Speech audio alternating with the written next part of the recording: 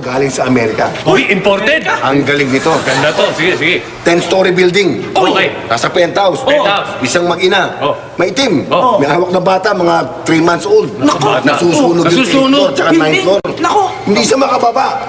Dati yung maraming bombero. Ay, mga puti, mga bombero. Nakakita yung babae, ganyan, no? Sabi ng mga bombero, throw your kid! We'll catch him! Throw your kid! Sabi nung maitim, no! I cannot! You're white, I'm black! Oo nga. You're racist! Great. Oo nga. Asia sa kanila Dapat eh. ano niya Pero ngayon? kawawa yung bata, susunod sila. Mamamatay sila. Mamamatay. Sabi ka ng bombero, bato nyo! Hindi, English. Throw your kid! No, we'll die here, we'll die! No! Pira naman yan. Ayaw. Sa paano? Buti na lang may dumating. Isang maitim.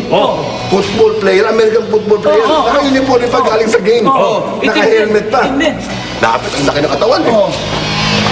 Hey, miss!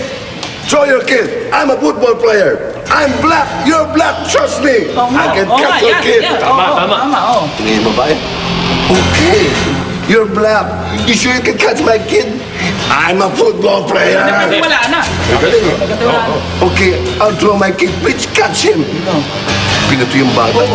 Tapos, Ang taas. Tapos? Yung football player, gumanyan pa ako. Sinalo. Pagsalot, sinilo.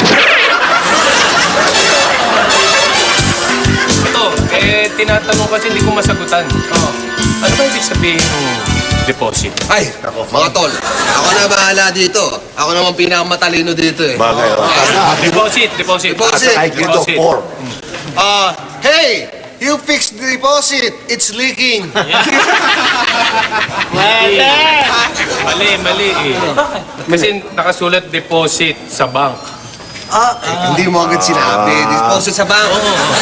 Hey, deposit in the bank is leaking.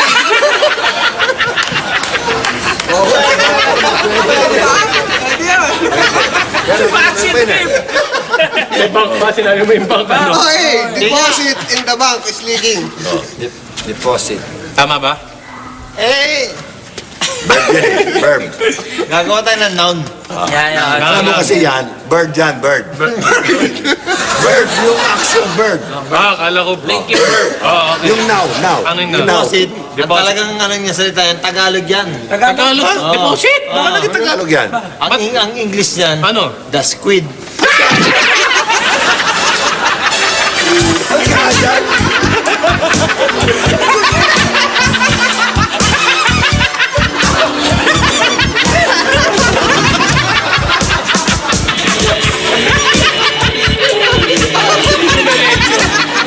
Tumileto siya. Lumabas. Hanggang dito na. Meron akong kwentong kaibigan. Kwento. Kayo, meron kayo? Wala. Eto na. Okay. Dalawang bata, magkaibigan. Si Boy Uhog. Ha? Kasi Boy Boy Uhog. Uhog. Oo, kasi buong araw, hindi ko malam kung bakit ganun yung bata nin eh. Lagi yung Uhog, yung lagi na dito gumaganda pag sumisingat. Tago na dito. Onse. Lagi may onsi yung si Boy Dito. Uhog. Papa Picolino, pa ganun. Yung isa, si Boy Kamot. Kasi katikati ng katawan niya lagi, buong araw, kamot ang kamot yun. Galis. Yung kunyari, nagkikwento Galis ka yun, na. Uy, kumusta ka na? Okay lang. Kalkal ng kalkal. Isa naman ganun ng ganun, no? Sikod. Bumuti dito, pati nga dito, may puti. One time, isang kaibigan sila, mayaman, lumapit. Bayog, Boy Kamot, ngayon ako 50 pesos dito. Kung matitiis nyo, mga 20 minutes, walang magaganyan na sipo, magtatanggal dito, tsaka magkakamot-kamot, mananalo ng 50 pesos. Siyempre, laking bagay Abay, nun, di ba? malaki yun. Tsaka mahirap yun. Sabi ng dalawang bata, sige! Payag ako dyan. Payag? Ito na. Masa.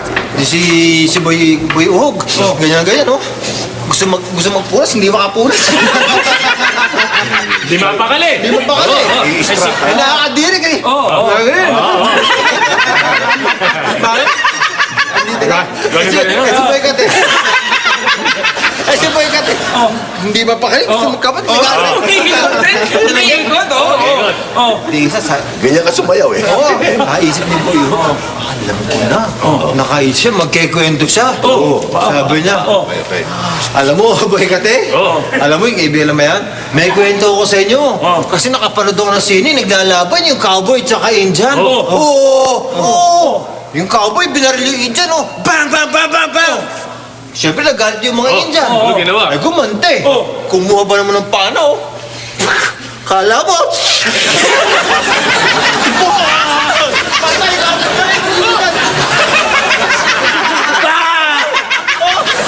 Nakaisa ka namin. Ay, panalo ko. Talo si Pagkate. Hindi. Nakapagpunas eh. Hindi natalo. Bakit? Alam ko yung story yan eh. Ano nangyari? Yung boy kati naman, nakaisip din ng paraan. Aba, bumawi, nagkwento. Nagkwento. Kwento sabi niya, alam nyo, may naikwento sa akin yung lolo ko.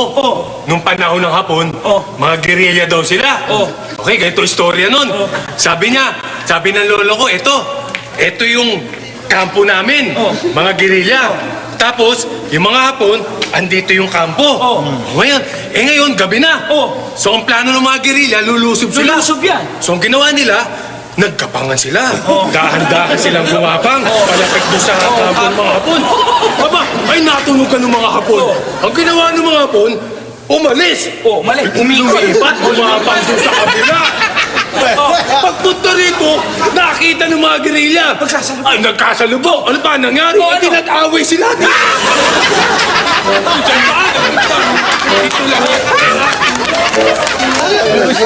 Dito lang yan. Joke time tayo. Joke time. Sa Sige. durian, ha? Durian. Gamitin ang salitang durian sa pangungusap.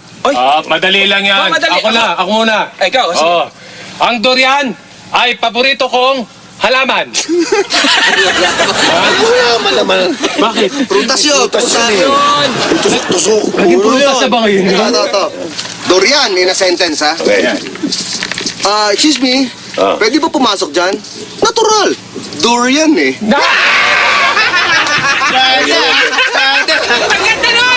Yung 10 mangga, pag pinagsama-sama mo, nagiging ibang prutas. Ano? Pwede. Yung 10 mangga, pag pinagsama-sama mo, nagiging ibang prutas. 10 mangga, nag-iiba.